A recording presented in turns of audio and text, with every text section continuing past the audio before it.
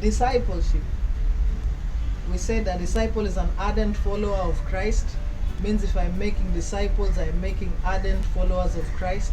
We asked ourselves a few questions to see whether I am making disciples or I'm just making groupies. I want to share a few more questions that you can ask yourself, I can ask myself, to see that I am making disciples, not groupies. The first one, which would be number 6 for today. Are my musicians improving in both heart and skill? You can have very talented musicians who are extremely rude. Those ones you do not want to do anything, have anything to do with them. You're like, just play the music and get out of here. And then you can have musicians that are kind at heart, who pay attention. So listen, are helpful, are not selfish, 1 Corinthians 13. I even said Corinthians. 1 Corinthians 13, talking about what love is like. Are your musicians, my musicians, displaying the love of Christ? Patient, kind, not seeking their own, not envious, and all of those things. You can check out 1 Corinthians 13. Another question. Do I constantly speak uplifting, encouraging words to my team? Do I constantly speak uplifting, encouraging words to my team? I will speak for myself. Sometimes my team can just get me over the top and I'm thinking, ni nini, mbona muelewi? But in order to make disciples, we need to learn how to speak constantly. Consistency is a thing with discipleship.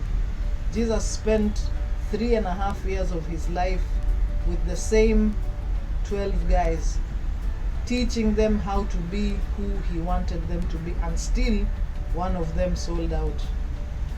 But you see, he still got 11 out of 12 is pretty good. Another question.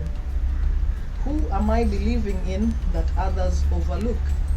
Now this is a very important one, because most of the times people that have a lot of potential do not look like it on the outside. So as a leader, a worship leader, it is your duty, my duty, to look and see those ones.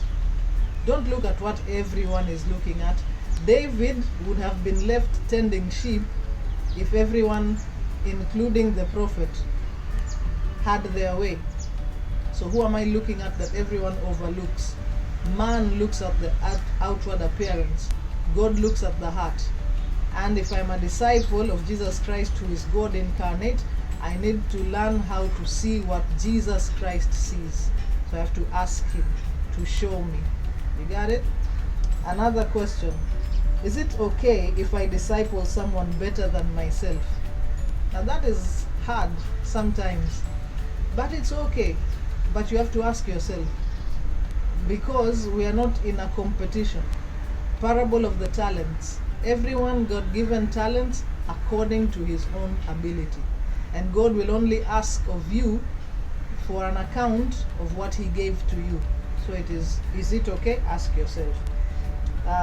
Last one for today. Where do I derive my greatest joy? Is it in the praise of man or in the people that I raise up? How do I mean? Timu yako kali. That's the praise of man, and you can be like, yeah, that's how we do. Or you can derive joy in seeing a person that once did not qualify or was overlooked, and they suddenly came up and they learned and they put everything that they learned into practice. So where do you get your greatest joy?